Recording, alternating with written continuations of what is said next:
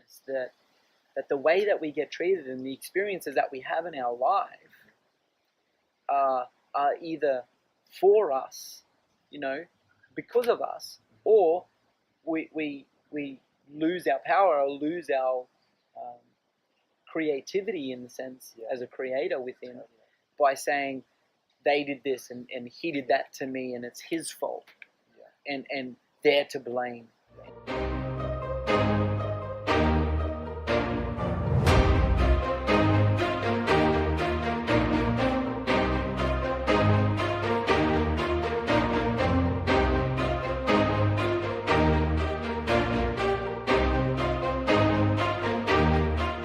Ladies and gentlemen, welcome back to another episode of the Wholesome Life video podcast. An exciting episode we have today. I got an incredible brother, Jay Jackson, here with me.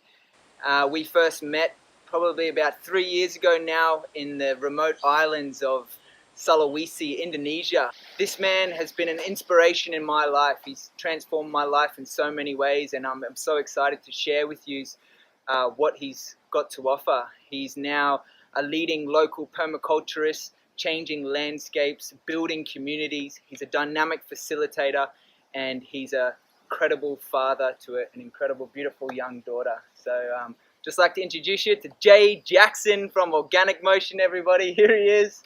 Jay, tell me what it was like. We met during an eclipse period, and I just seen you as this like invigorating, full of life, vital man that was energetic, inquisitive and creative in your thinking and thought patterns. What was it like before we met? You grew up in Townsville, is that right? Tell us a little bit about your upbringing. Actually, I grew up in a housing commission suburb. So with my parents were together when I was young, and then they split, and so Mum raised us, myself and my sister. And I guess as far as I can remember, is maybe 6 or 7 years old, we were on our BMXs and around the neighborhood and, down to the creek, up to a mate's tree house. I had a cubby house in the backyard. If I wasn't at this person's house, I was at that person's house. But as long as I was home by dark, or I'd cop a flogging. Yeah, okay. So I learned about authority. Yeah. But also love and appreciation and acknowledgement, not only for myself, but for the earth. She was also very spiritual as well, and we were brought up with an awareness of a great spirit, something greater than ourselves. And when she passed away, when I was 10 years of age, the song that she wanted at her funeral was "Spirit in the Sky," which is, when I die and they lay me to rest, I'm going to the place that's the best. Yeah. No way. Did she request that? Yeah, she requested it, and so from a young age, it was really difficult for me because she was there in the morning, and then gone. So I was 10 years of age. I even had friends over that day, and we were playing in the yard, and so it really hit me like, bam, that's life. It took me quite a few years to process that and to actually understand what effect it was having on me. And my father was living out of town at the time, and so I chose to remain in my same school, and I lived with my sister and her partner. Now, I thought they were grown-ups. At 20, were having their first child, and so I became an uncle, and basically and a big brother at the same time. So I learned how to raise kids when I was that young as well. So I think the impact of my whole world changing was somewhat shifted into, with one life lost, another one begins. And to this day, I realize that actually that's probably the greatest gift she could have ever given me, is realizing how fragile life is. Wow. Yeah. It was like, she taught me how to look after myself. She taught me about, love, respect, authority. Then she was gone. And so then began my understanding of myself as a young man. Yeah, but as a young boy growing up, I felt naturally with an older sister and a mother, I felt connected to the feminine, the understanding of looking after myself, taking care of myself, taking care of others. So I guess then when I went to live with my father full time as a teenager, I started to see, so this is the idea of a man. My role models in my life then were my brother-in-law, which was my sister's partner, was him and his mates that were all in their early 20s. So they're pulling burnouts and drinking rum and having beers and barbecues, as you do as a typical Aussie middle class family, and talking the way they did and acting the way they did. I was like, oh yeah, cool. So these are guys. Then when I met my father, I guess because he was a lot older and he had experienced so much more, there was so much wealth in his knowledge that I learned from. Yet there was also so much judgment and his perception of the world. And without knowing it, I was taking a lot of that on. I was taking on some of the judgments towards certain people, certain drivers, look at this idiot on the road, whatever. And so I began to go, oh, okay, so that's what a guy's like. But what I didn't realize was how that bitterness or the depth of the judgment was actually affecting me, on an emotional level.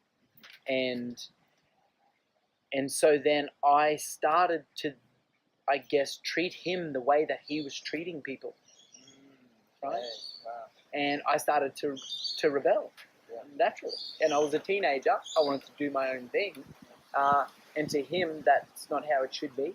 And so then I saw his programming come in, I guess, which was to be more staunch and to be more forceful. He was never, ever violent with me because he was physically and emotionally abused as a young man, so much so that he had to be sent away from his family as a really young boy. And looking back now, I could just see that he was just under-nurtured, And as he said, I just wanted attention, I just wanted love. And so I could see that damage that had been done to him, and my natural loving, caring nature was to want to look after him in a way. And yet he wanted to be friends. He wanted to buddy. He wanted to do stuff together. So we were always doing stuff together. It was awesome. So we had lots of great times. Go to the beach. We'd go skimboarding. We'd go on trips. We'd go camping. We'd make fires. We'd build stuff together. We'd work on my bike. Work on our bikes together. We'd go bike riding. Walks. Like, by all means, like, he was really showing up to be a father. But the challenges were evident to the point that by the age of 15, he was already saying, look, if you think you can do it better, why don't you just leave, So it was 16 before I went, fine, I'm out. Seems like at this young age, around 15 or 16, you're starting to become more self-aware and realizing that, even when your dad has almost shown you a door for you to walk out and learn your own way and take on all these responsibilities of being an adult almost, you kind of stepped up to that challenge, and maybe it was I'm not sure if it was out of resentment or out of adventure and curiosity to really take on the challenges of being a man in today's world. And you kind of took it head on, put the backpack on your shoulder, and off you went. Now, was there anything as you progressed in your journey into manhood that was pivotal for you in becoming this wholesome man that I see today? Because the way that my perspective of you, and for those listeners who don't know, Jay is he's part of the Far North Queensland Mentor Group, which is an incredible organisation and group here in Far North Queensland that aim to support and mentor young men to become truly wholesome, loving, caring, but also courageous and brave young men in the world. And part of that, Jay is also a facilitator at the Journey to Manhood Rites of Passage camps. So for you in that period, what was the foundational bedrock for you to stand upon that possibly your father taught you, or you learned from your mother, or maybe you learned on your own, that you always come back to, that helps you support others, and the lessons that you pass on to the next generation? Do unto others as you would have them do unto you. That's good. Yeah. That's at its core. That's something that's always been there. And Mum would say, what you do comes back to you. Teaching that to my daughter and offering that to others that perhaps haven't had that awareness that the way that we get treated and the experiences that we have in our life are either for us, because of us, or we lose our power or lose our creativity in the sense as a creator within by saying they did this and he did that to me and it's his fault and they're to blame. I guess the way that it's played out in my life is actually realizing that every time I blame someone else, every time I'm saying, yeah, well, they should this and they should that, and I'm not gonna, because it's their fault, they have to. I realize that I don't gain anything from that, and so I guess all along, in the back of my mind was a little sense of like, oh, that person's just done that to me. Is that because I've done it before? That the power of creation is within me. And I think the most literal sense of that is having a baby, is giving birth. So, wow, that's always been something that I come back to in myself. Is that like, well, I can create life, I can bring something to life. Then obviously I've got some sort of role in the world around me. My role now, as you said, Shay, being a mentor for young men, also young women, like inadvertently, but owning that place inside of myself and owning that responsibility of who and what I am, and coming to the place of doing all the work and getting to where I'm at. Not saying I'm done, nowhere near. It's always the road is forever expanding. But at this point, my role is my mission statement, to live deeply connected with myself, with others, with our earth, and with Great Spirit. Damn, man. Yeah. I love that. Yeah. So, Jay, like, you're extremely passionate, man. You live your life with purpose, on your mission. Has there ever been times when you found yourself off track or off course, or going down another doorway that hasn't been on your mission? At that time of my life as a teenager, I set off on the journey. And I was like, here I go, bam. And I realized that I'd built up some bitterness, I'd built up some strength, some tough skin. I learned how to put up because I couldn't shut up. And as a young boy with a big mouth, some may say an attractive young man that also was very affectionate with women. It's a lot of guys didn't like that, and so instead of putting my hands in the air, closing my mouth and walking away, I put my fists in the air and said, "What are you going to do about it?" So I found myself in quite a confrontational period of my life.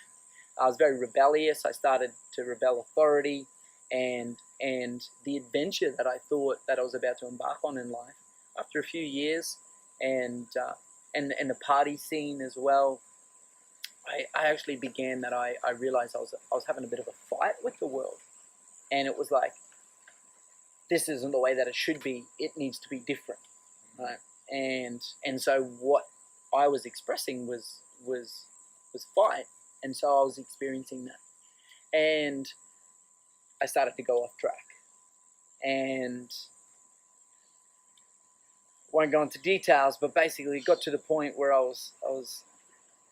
went to see a man about some stuff, and I was going to give him some money, and he was going to give me some stuff, and he was telling some stories, and I thought, you know what, I'm not like you. I don't want to go where you've gone, and if you're doing this thing, to your body, if you're taking this, and that's where you're at, I realized like I don't want to be there. I don't want that. And I thank myself. I thank Spirit. I thank my family. I thank my upbringing for that awareness of going like, whoa, yeah, right, okay, cool. I'll just stick to a bit of smoke on the weekends, you know. That knowing that you are Yeah, here for something greater. yeah. You have more limitless potential to flourish into the person that you're supposed to be. That's right. Yeah, and so I could see where I was starting to go off the rails a little, and I was starting to be around people that were then pushing that envelope and engaging in activities that were too much, right? And I was all amongst it, you know. And I worked in different industries, and I did some different stuff, and I ended up out west. And when I say out west, I was in the desert. I was in the red sands, the Australian desert, and I was laying cross-country oil pipelines 9 foot in the earth, this round, that carry oil from wells in Australia. A lot of people don't know, but Australia actually pulls more oil out of its soil than what the whole country uses. Yeah. So overseas. And a lot of it's sold as crude oil and then brought back as petroleum. Really interesting. However, in that space, earning a lot of money, like $2,500 a week, and I was away for 3 weeks, and I'd come back for 1 week.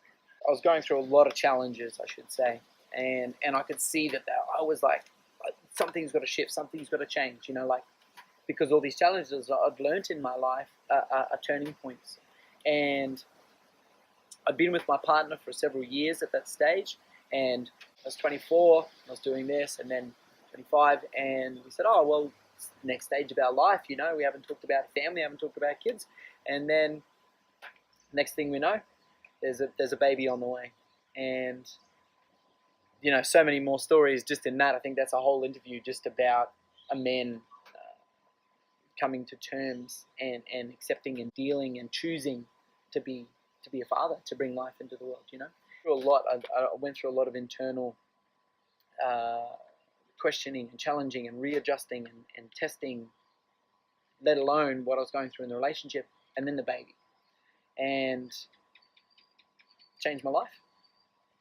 Here I was looking at the world of like, it's me against the world in a way. Like it's me versus the world. Like I've in some video game that I used to play, you know, like I've got to conquest, you know, I've got to control, you know, I've got to carve, you know, and really follow in the footsteps of those that have done it before. And then once the baby was born, it was totally different. I realized that everything that I'm going to do, everything that I do is going to affect this little being, this beautiful, beautiful little being, this healthy little being that's like looking up to me and grabbing on my finger, you know, and looking into his eyes of like, you know, you're my daddy now, you know, like, and it just hit me. And that was the moment. That was it, where it was like, so this is what my life's about. This is what it is. And if everything that I've done before has affected me and affected others around me, that means everything that I'm going to do is going to affect this being. That means everyone around me is going to affect this being. Whoa, who the fuck am I around? And I looked at everyone in my life, and I looked at everything that I was doing, and the music I was listening to, the clothes that I was wearing, the way that I was talking, the way that I was acting, all of those sorts of things. Life was then offered to me as, so now what are you going to do? And what are you going to do for this little one? That's good, man. Realizing that every action affects that, every word, the environment that I create for my daughter. And then really quickly, I realized that then the environment that I create with other people, the environment that other people create, my attraction to others and my repulsion from certain people is based on where my compass lies, where my center is. So feel that life, mate. So you're a blessing and an absolute gift to this earth and to me. And I just thank you for your life and for everything that you bring to this world. And this end will form a new beginning for something else. Yeah. So Thanks, bro. Love you, mate. Love you, Roxy. Cheers. Thanks a lot.